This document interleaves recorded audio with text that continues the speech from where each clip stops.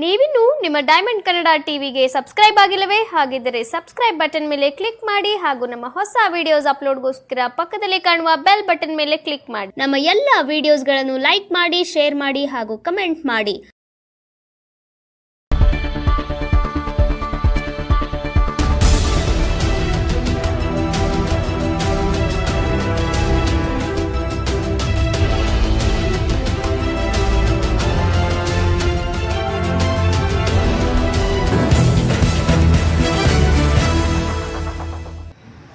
ಇಂದು ಮಂಡ್ಯ ನಗರದ ಬಾಲಭವನದಲ್ಲಿ ನೂತನ ಪದಾಧಿಕಾರಿಗಳ ಪದಗ್ರಹಣ ಕಾರ್ಯಕ್ರಮವನ್ನು ಆಯೋಜಿಸಲಾಯಿತು.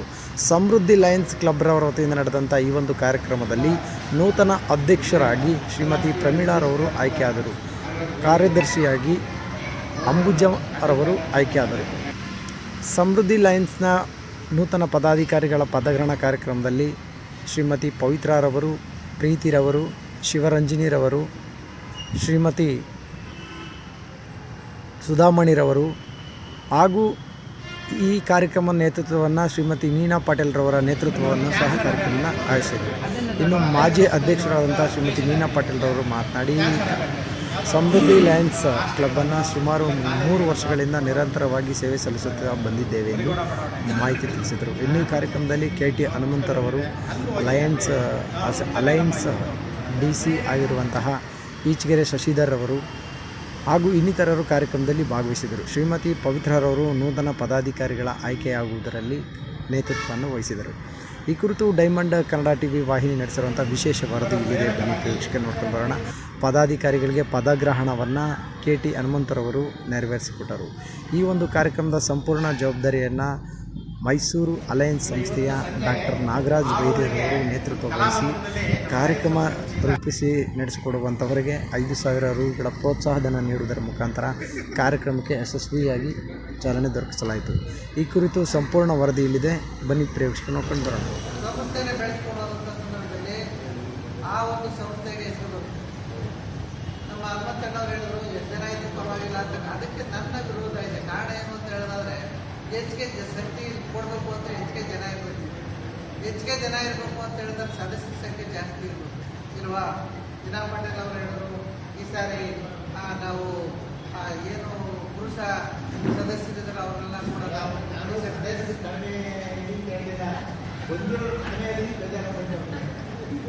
ಯಾಕೆ ಹೇಳ್ತೀನಿ ಅಂತ ಹೇಳಿದ್ರೆ, ಪುರುಷರನ್ನೆಲ್ಲ ಕೂಡ ಕೈಬಿಟ್ಟು ಎಲ್ಲ ಮಹಿಳೆಯರನ್ನ ಪ್ರಧಾನವಾಗಿ ನಾವು ಕ್ಲಬ್ ಮಾಡ್ಕೊಳ್ತೀವಿ ಅಂತಕ್ಕಂಥದ್ದು ತುಂಬ ಸಂತೋಷ. ಕಾರಣ ಏನು ಅಂತ ಹೇಳಿದ್ರೆ, ಮಹಿಳೆಯರು ಎಲ್ಲ ಕಡೆ ಇರ್ತಕ್ಕಂಥದ್ದು ಒಳ್ಳೆ ಕಾರ್ಯಕ್ರಮಗಳಾಗ್ತವೆ. ನಾನು ಹಾಗೆ ನೋಡ್ತೇನೆ ಅಂತ ಹೇಳಿ, ಹಾಗಾಗಿ ಎಷ್ಟು ಫೋನ್ ಮಾಡಿದ್ರು ಕೂಡ ಅಲ್ವಾ, ನಿಮಗೆ ಶನಿವಾರ ಭಾನುವಾರ ಫ್ರೀ ಆಗಿರುತ್ತೆ, ಸಂಜೆ ಫ್ರೀ ಆಗಿರುತ್ತೆ. ನಿಮ್ಮ ಸದಸ್ಯರೆಲ್ಲ ಹೆಣ್ಮಕ್ಳು ರಾತ್ರಿ 10 ಗಂಟೆಗೆ ಫೋನ್ ಮಾಡಿದ್ರು ಕೂಡ ಏನೂ ಸಮಸ್ಯೆ ಇಲ್ಲ.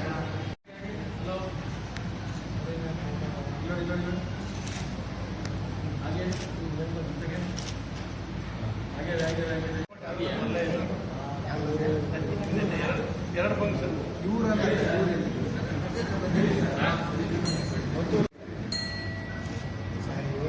ಅಧ್ಯಕ್ಷತೆಯನ್ನು ವಹಿಸಿಕೊಳ್ಳಬೇಕು.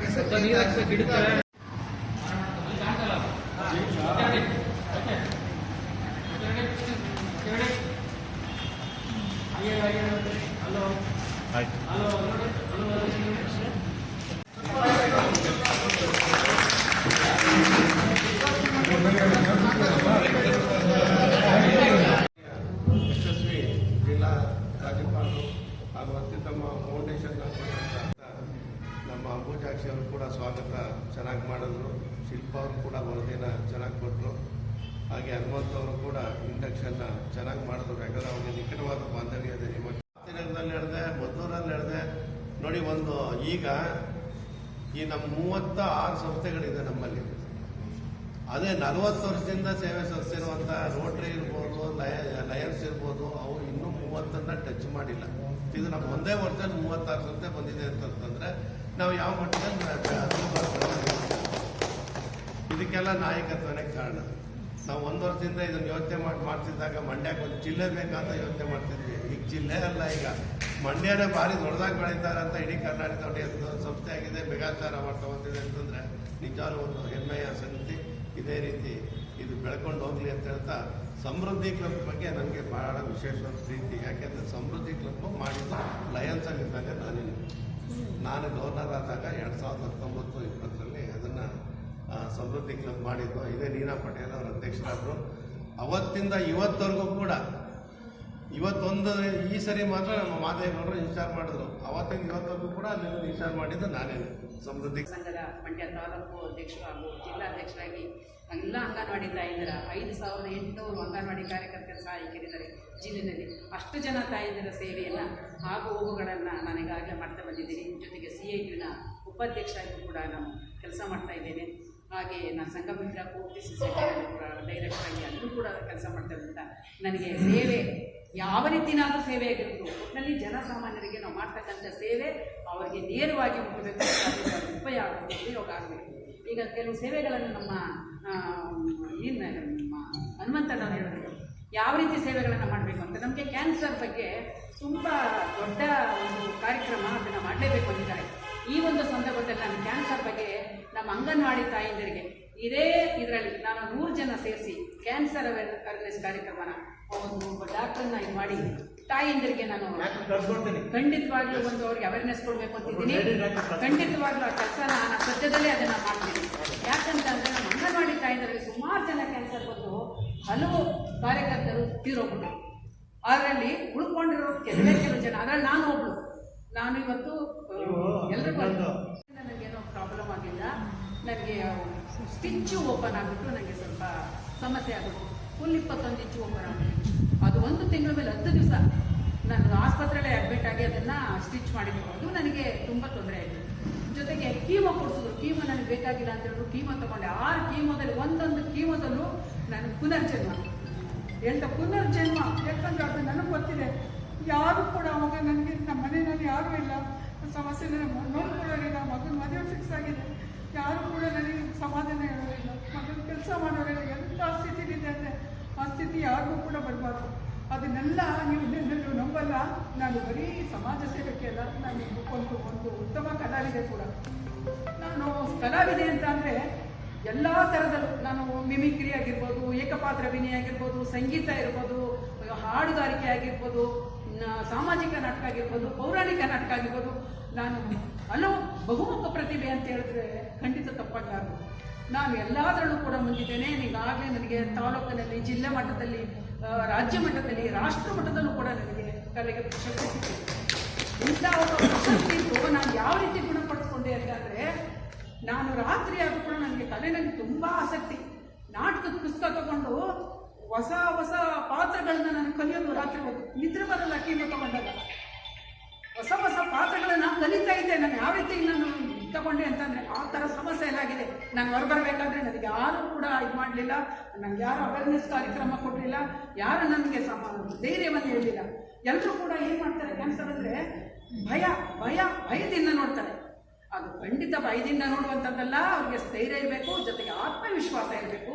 ಅವರಲ್ಲಿ ಕಾನ್ಫಿಡೆಂಟ್ ಬಂದರೆ ಮಾತ್ರ ರೋಗಿ ಯಾವುದೇ ಡಾಕ್ಟರ್ ಟ್ರೀಟ್ಮೆಂಟ್ಗಿಂತ ಕಾನ್ಫಿಡೆಂಟ್ ಅವರಲ್ಲಿ ಇಲ್ಲ ಅಂದರೆ ಯಾವುದೇ ಕಾರಣಕ್ಕೂ ಕೂಡ ಆಗಲ್ಲ ಅಂತ ಆ ಒಂದು ಕಾನ್ಫಿಡೆಂಟ್ ಇಟ್ಕೊಂಡು ನಾನು ಹಲವು ಪಾತ್ರಗಳನ್ನು ಕಲಿತೆ. ದುರ್ಯೋಧನ ಪಾತ್ರ ಕಲಿತೆ, ಮಲ್ಕೊಂಡೇನೆ. ಕೊನೆಗೆ ಎದ್ದು 6 ತಿಂಗಳಿಗೆ ನಾನು ಒಂದು ಕೃಷ್ಣನ್ ಪಾತ್ರ ಮತ್ತೆ ನಾಟಕ ಮಾಡಿದೆ. 2 ಶೋ ಕೊಟ್ಟೆ ನಾನು. ಅಂದರೆ ನನ್ನ ಕಲೆ ನಿಂತ್ಕೊಳ್ಳೋಕ್ಕಾಗಲ್ಲ, ಶಕ್ತಿ ಇಲ್ಲ. ಆದರೆ ನಾನು ಅದರಲ್ಲಿ ಕಲೆಯಲ್ಲಿ ಮುಳುಗಿದಾಗ ನಾನು ಯಾವ ಕಾಯಿಲೆ ಏನು ನೋಡ್ತಾ ಇರಲಿಲ್ಲ. ಅಷ್ಟು ನನಗೆ ಒಂದು ಆಸಕ್ತಿ ಇತ್ತು. ಇವತ್ತು ಸಂಪೂರ್ಣವಾಗಿ ಆರೋಗ್ಯವಾಗಿದ್ದೇನೆ. ಜೊತೆಗೆ ನಾನು ಆಗಲೇ ಒಂದು 8 ತಿಂಗಳಿಗೆ ನಾನು ಸೇವೆ ಮಾಡಲಿಕ್ಕೆ ಶುರು ಮಾಡಿದೆ. ಎಲ್ಲ ಕಾರ್ಯಕ್ರಮಗಳನ್ನು ಭಾಗವಹಿಸಿದೆ, ಕೆಲಸಕ್ಕೆ ಹೋದೆ. ನಾನಾ ಯಥ ಪ್ರಕಾರ ನಾರ್ಮಲ್ ಮನುಷ್ಯನಾಗೆ ಇದ್ದೆ. ಆ ರೀತಿ ನಾನು ಇವತ್ತು ಮಾಡ್ಕೊಂಡು ಬಂದಿದ್ದೀನಿ. ಇವತ್ತೆಷ್ಟು ನಾನು ನಿಮ್ಮ ಎದುರುಗಡೆ ಧೈರ್ಯವಾಗಿ ಮಾತಾಡ್ತಾ ಇದ್ದೀನಿ ಅಂತಂದರೆ ಅದಕ್ಕೆಲ್ಲ ನನ್ನ ಒಂದು ಮನಸ್ಥೈರ್ಯನೇ ಕಾರಣ ಅಂತ ಹೇಳ್ತಾ, ಈ ಒಂದು ಕಾರ್ಯಕ್ರಮದಲ್ಲಿ ನಾನು ಎಲ್ಲ ಅಂಗನವಾಡಿ ಕಾರ್ಯಕರ್ತರಿಗೆ ತಮ್ಮೆಲ್ಲರ ಮುಂದೆ ಈ ಒಂದು ಅವೇರ್ನೆಸ್ ಕಾರ್ಯಕ್ರಮವನ್ನು ಕೊಡಬೇಕು. ನಮ್ಮ ಅಂಗನವಾಡಿ ತಾಯಂದಿಗೂ ಸಹ ಇದೊಂದು ಉಪಯೋಗ ಆಗಬೇಕು ಅಂತ ತಮ್ಮಲ್ಲಿ ಮನವಿ ಮಾಡಿಕೊಡ್ತಾ ನನಗೆ ಇಷ್ಟೊಂದು ಮಾತಾಡಲಿಕ್ಕೆ ಅವಕಾಶ ಮಾಡಿಕೊಟ್ಟೆ. ಎಲ್ಲರೂ ಮನಸ್ಸಿ ನಾನು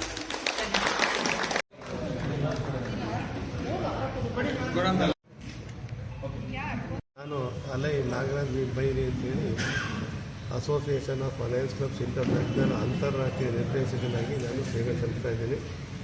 ಇವತ್ತು ನನ್ನ ಜೊತೆ ನಮ್ಮ ಮಂಡ್ಯ ಜಿಲ್ಲೆಯ ಅಸೋಸಿಯೇಷನ್ ಆಫ್ ಲಯನ್ಸ್ ಕ್ಲಬ್ಸ್ ಇಂಟರ್ನ್ಯಾಷನಲ್ನ ಜಿಲ್ಲೆ 268 ಈ ಒಂದು ದಿನದ ವಿಶೇಷ ದಿನದ ಕೇಂದ್ರ ಬಿಂದು ಅಂತ ಹೇಳಿದ್ರೆ ತಪ್ಪಾಗಲಾರ್ದು. ಇವತ್ತಿನ ಅಲಯನ್ಸ್ ಕ್ಲಬ್ ಆಫ್ ಮಂಡ್ಯ ಸಮೃದ್ಧಿಯ ನೂತನ ಅಧ್ಯಕ್ಷರಾದಂಥ ಪ್ರಮೀಳಾ ಕುಮಾರಿ ಅವರು ನಮ್ಮ ಜೊತೆ ಇದ್ದಾರೆ. ಹಾಗೆ ಕಳೆದ ವರ್ಷದ ಯಶಸ್ವಿ ಅಧ್ಯಕ್ಷರಾದಂಥ ನೀನಾ ಪಟೇಲ್ರವರು ಕೂಡ ನಮ್ಮ ಜೊತೆ ಇದ್ದಾರೆ. ಹಾಗೆ ನಮ್ಮ ಜೊತೆ ಲೋಕೇಶ್ ಅವರು, ಹಾಗೆ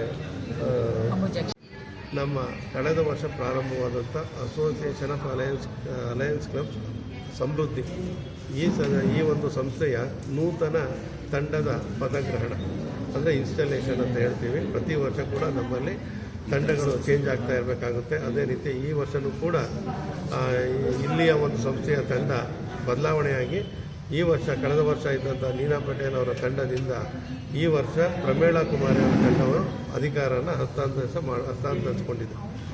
ಇನ್ನು ಮುಂದೆ ಈ ಒಂದು ವರ್ಷ ಇವರ ಕಾರ್ಯಾವಧಿ ಶುರು ಆಗ್ತದೆ. ಈ ವರ್ಷದಲ್ಲಿ ಅವರ ಒಂದು ಕಲ್ಪನೆ ಇದೆ, ಅವರ ಒಂದು ಕನಸು ಏನಿದೆ ಅದನ್ನೆಲ್ಲ ಕೂಡ ಈಡೇರಿಸ್ಕೊಳ್ಳೋಂಥ ಒಂದು ಕಾಲ. ಈಗಾಗಲೇ ನಾವು ಈ ಒಂದು ಜಿಲ್ಲೆಯ ನಾಯಕರುಗಳು ಹಲವಾರು ಇನ್ಸ್ಟ್ರಕ್ಷನ್ಗಳನ್ನ ಅವ್ರು ಕೊಟ್ಟಿದ್ದೀವಿ. ಏನು ಮಾಡಬೇಕು, ಯಾವ ರೀತಿ ಮಾಡಬೇಕು ಅಂತೇಳಿ, ಜೊತೆಗೆ ಮೋಟಿವೇಶನ್ ಕೂಡ ಮಾಡಿದ್ದೀವಿ. ಅದೇ ರೀತಿ ಅವರ ಒಂದು ಅಕ್ಸೆಪ್ಟೆನ್ಸ್ ಸ್ಪೀಚಲ್ಲಿ ಅವರು ಕೂಡ ಕ್ಯಾನ್ಸರ್ ಬಗ್ಗೆ ನಾನು ಒಂದು ಆಂದೋಲನದ ರೀತಿ ನಾನು ಸೇವಾ ಕಾರ್ಯಕ್ರಮಗಳನ್ನ ಮಾಡಿಕೊಡ್ತೀನಿ, ನಾನು ಸ್ವತಃ ಕೂಡ ಕ್ಯಾನ್ಸರ್ನಿಂದ ಒಂದು ಬಳಲಿದ್ದ ಒಂದು ವ್ಯಕ್ತಿಯಾಗಿ ಅದ್ರ ಬಗ್ಗೆ ಹೆಚ್ಚಿನ ಒಂದು ಸೇವೆಯನ್ನು ಮಾಡ್ತೀನಿ ಅಂತ ಅವರು ಮನದಾಳದ ಮಾತುಗಳನ್ನ ಆಡಿದ್ದಾರೆ. ಎಲ್ಲರೂ ಕೂಡ ಮೆಚ್ಚಿಕೊಂಡು ಅದಕ್ಕೆ ಬೇಕಾದಂಥ ಸಹಾಯವನ್ನು ಕೂಡ ನಾವು ಮಾಡ್ತೀವಿ ಅಂತ ಹೇಳಿದ ಪ್ರಯುಕ್ತ ಈ ವರ್ಷ ಒಂದು ಅತ್ಯುತ್ತಮ ವರ್ಷವಾಗೋದರಲ್ಲಿ ಸಂಶಯ ಇಲ್ಲ. ಈ ಒಂದು ಸಮಯದಲ್ಲಿ ಅವರ ಒಂದು ಪ್ರಮೀಳಾ ಕುಮಾರಿಯವರ ನೇತೃತ್ವದ ತಂಡಕ್ಕೆ ನಾನು ಶುಭಾಶಯಗಳನ್ನ ಹಾರೈಸಿ, ನಾನು ಮಾಧ್ಯಮದವ್ರಿಗೂ ಕೂಡ ಶುಭಾಶಯ ಹಾರೈಸಿ ಎಲ್ಲರಿಗೂ ಕೂಡ ಒಳ್ಳೆಯದಾಗಲಿ ಅಂತ ಹೇಳಿ ನನ್ನ ಮಾತನ್ನು ವಿರಮಿಸ್ತೀನಿ. ನಮಸ್ಕಾರ. ನೆನಪಿಸೋದಕ್ಕೆ ಧನ್ಯವಾದಗಳು. ಇವತ್ತು ಸಹೋದರರ ದಿನಾಚರಣೆ. ಎಲ್ಲರಲ್ಲೂ ಕೂಡ ಸಹೋದರತ್ವದ ಮಾತೃತ್ವದ ಒಂದು ಭಾವನೆ ಇನ್ನೂ ಹೆಚ್ಚಾಗಲಿ ಅಂತ ಹೇಳ್ತಾ ಸಹೋದರ ದಿನಾಚರಣೆ ಶುಭಾಶಯಗಳನ್ನ ತಮಗೆಲ್ಲ ಕೋರ್ತೇನೆ. ನಮಸ್ಕಾರ. ಈ ಒಂದು ದಿವಸ ಸಮೃದ್ಧಿ ಅಲಯನ್ಸ್ ಸಂಸ್ಥೆಯ ಪದಗ್ರಹಣ ಕಾರ್ಯಕ್ರಮವನ್ನು ಜಿಲ್ಲಾ ಬಾಲಭವನದಲ್ಲಿ ಹಮ್ಮಿಕೊಂಡಿದ್ದು, ಈ ಒಂದು ಕಾರ್ಯಕ್ರಮದಲ್ಲಿ ಇದ್ದೇ ತಾನೇ ನಾನು ನೂತನ ಅಧ್ಯಕ್ಷೆಯಾಗಿ ಆಯ್ಕೆಯಾಗಿದ್ದೇನೆ. ಈ ಒಂದು ಆಯ್ಕೆಯಾದ ನಂತರ ನಾನು ಏನೆಲ್ಲ ಸೇವೆಗಳನ್ನು ಮಾಡಬೇಕು ಅಂತೇಳಿ ನಾನು ಈಗಾಗಲೇ ಮಾತಾಡಿದ್ದೇನೆ. ಕ್ಯಾನ್ಸರ್ ಅವೇರ್ನೆಸ್ ಬಗ್ಗೆ ಒಂದು ದೊಡ್ಡ ಮಟ್ಟದ ಒಂದು ಕಾರ್ಯಾಗಾರವನ್ನು ಮಾಡಿ ಎಲ್ಲ ಮಹಿಳಾ ಮನೆಗಳಿಗೆ ನಾನು ಅದ್ರ ಬಗ್ಗೆ ಅರಿವನ್ನು ಮೂಡಿಸಬೇಕು ಅಂತ ಒಂದು ದೊಡ್ಡ ಮಟ್ಟದ ಕಾರ್ಯಕ್ರಮ ಹಾಕೋಬೇಕು ಅಂತ ಅಂದ್ಕೊಂಡಿದ್ದೇನೆ. ಅದನ್ನು ಖಂಡಿತವಾಗ್ಲೂ ಯಶಸ್ವಿಯಾಗಿ ಮಾಡ್ತೇನೆ. ಜೊತೆಗೆ ಎಲ್ಲ ನನ್ನ ಅಲಯನ್ಸ್ ಬಂಧುಗಳು ಈ ಅವೇರ್ನೆಸ್ ಕಾರ್ಯಕ್ರಮ ಮಾಡೋದಕ್ಕೆ ಸಹಕಾರ ಕೊಡ್ತೀವಿ ಅಂತ ಎಲ್ಲರೂ ಕೂಡ ಹೇಳಿದ್ದಾರೆ. ಅದರಂತೆ ನಾವೆಲ್ಲ ಸೇರಿ ಒಟ್ಟಾಗಿ ಈ ಒಂದು ಕಾರ್ಯಕ್ರಮವನ್ನು ಮಾಡಿ ಹಲವು ಸೇವಾ ಕಾರ್ಯಕ್ರಮಗಳನ್ನು ಹಮ್ಮಿಕೊಂಡು ನಮ್ಮ ಲಯನ್ಸ್ ಸಂಸ್ಥೆ